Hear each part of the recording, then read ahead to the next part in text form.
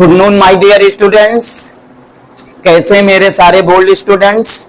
I hope मेरे सारे student best होंगे, मस्त होंगे, स्वस्थ होंगे, जबरदस्त होंगे और आपके पेरेंट्स भी बेहतर होंगे। इनफैक्ट बच्चों, आज आप वोकैब में बहुत ही बेहतर कंटेंट पढ़ने वाले हैं, बहुत ही बेहतर टॉपिक। आप नून स्पेशल में एंटोनिम भी पढ़ा, सिनोनिम भी पढ़ते हैं और वन वर्ड सब्स्टिट्यूशन भी है ना, और प्रोवर्स भी। आज बारी है, आज वोकैब का एक नया कंटेंट लाया हूं जिसको हम होमोफोन्स कहते हैं।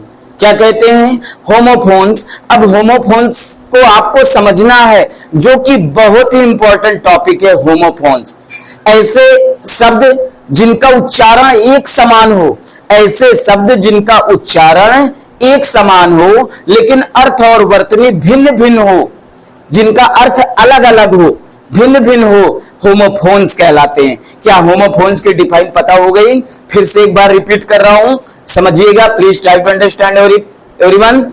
होमोफोन्स किसे कहते हैं, सबसे पहले ये आपको जानना है।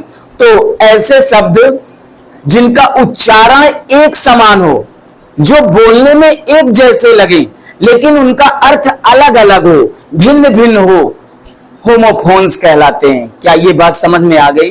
क्या ये बात समझ में आ गई? चलिए, नहीं समझ में आई, समझ में आ गई तो बहुत बेहतर, नहीं समझ में आई तो फिर समझाने की कोशिश करता हूं, बिल्कुल सामान्य भाषा में आपको समझ में आ जाएगा। Please attention everyone. Homophones, homophones मैंने बताया बेटा कि ऐसे शब्द जिनका उच्चारण एक समान हो, जिनका उच्चारण एक समान हो। उच्चारण देखिएगा, जिसको प्रोनाउंसिएशन कहते हैं।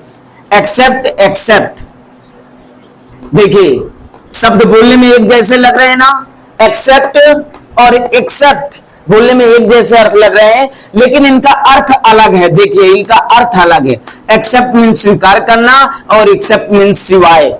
बोलने में तो एक समान है लेकिन अर्थ इनका अलग अलग है। होमोफोन्स कहलाते हैं। क्या अब समझ में आ गया? आ गया मेरे सारे बोल्ड स्टूडेंट, इस बात को समझ गए ना? बहुत इंपॉर्टेंट टॉपिक है होमोफोन्स, ठीक है। चलिए प्लीज ट्राई टू अंडरस्टैंड। पहला होमोफोन्स आता है एक्सेप्ट।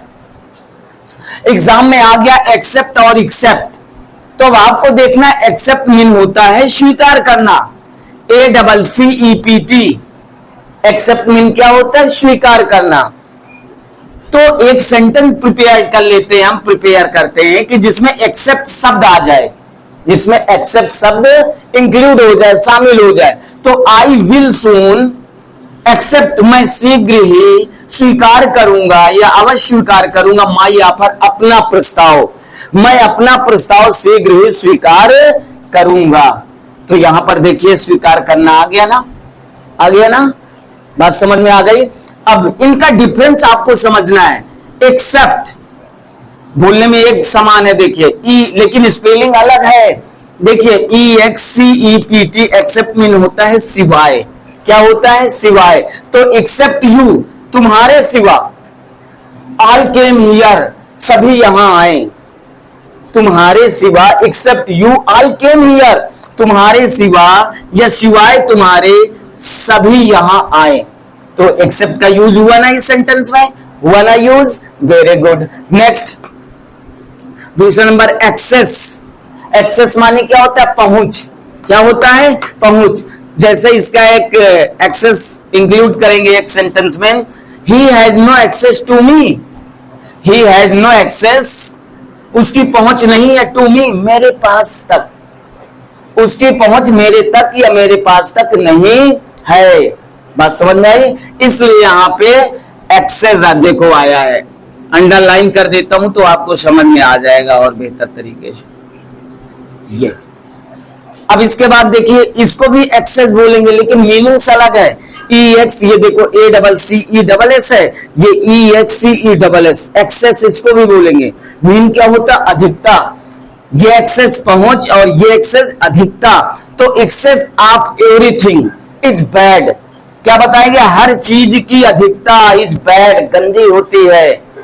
हर चीज की अधिकता क्या होती है? गंदी होती है, ठीक है, या बुरी होती है। अब आगे देखिए नेक्स्ट, क्या ये बात समझ में आ गई? नेक्स्ट एंड और एंड, इसको भी एंडी एंड बोलेंगे और ईएनडी को भी एंड बोलेंगे, बोलते हैं ना, क्योंकि प्रोनाउंसिएशन एक है, प्रोनाउंसिएशन एक है, बोलने में एक जैसे एक समान लगेंगे लेकिन अर्थ इनका अलग होगा। ठीक है भाई, एंड मीन्स और होता है और एंड माने अंत होता है, तो बहुत डिफरेंस है ना, मेजर डिफरेंस है। चलिए यहां पर देखिए एंड, और Rajan and Mohan went there yesterday, Rajan और मोहन कल वहां गए थे, तो यहां एंड का देखिए प्रयोग हुआ है, होमोफोन्स एंड का प्रयोग यहां हुआ है। अब एंड मीन्स क्या होता है? अंत। Death is the end of life, death, sorry death, H लगा दीजिएगा, death is the end of life. अब यहां पर समझिए, डेथ मीन क्या होता है? मृत्यु, या डेथ मीन क्या होते हैं? मृत्यु।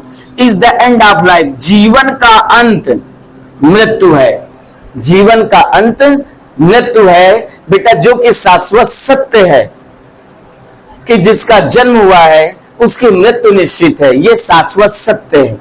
ठीक है, तो ये बात समझ में आ गई। Death is the end of life, जीवन का अंत मृत्यु है, तो यहाँ पे प्रोनाउंसिएशन, यहाँ पे होमोफोन्स एंड आया है। क्या ये बात समझ में आ गई? क्या ये बात समझ में आ गई मेरे सभी बोर्ड स्टूडेंट? समझ गए? वेरी गुड, आई होप कि आप समझ गए होंगे, और हर प्रकार से बहुत इंपॉर्टेंट है। इसे ऑल स्टूडेंट्स राइट करेंगे, सारे स्टूडेंट राइट करेंगे, और बेहतर तरीके से आप एक बार नोटिस करोगे, माइंड करोगे, सारी बातें, इनका डिफरेंस आपको समझ में आ जाएगा या आ गया होगा।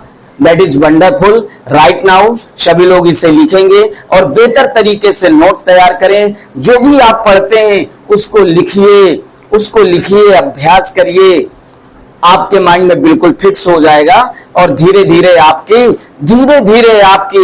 बेहतर तैयारी हो जाएगी, और आपके पास धीरे धीरे पढ़ते हुए बेटा समझने की कोशिश करिए। जब कोई काम पहाड़ जैसा हो तो उस काम को टुकड़ों में करना चाहिए, धीरे धीरे थोड़ा थोड़ा भी अगर आप पढ़ाई करते रहेंगे तो एक दिन आपके पास भंडार हो जाएगा, और जब भंडार हो जाएगा तो हर प्रकार से आपके लिए वो रिस्पॉन्सिबल रहेगा, आई मीन बेनिफिटेड रहेगा।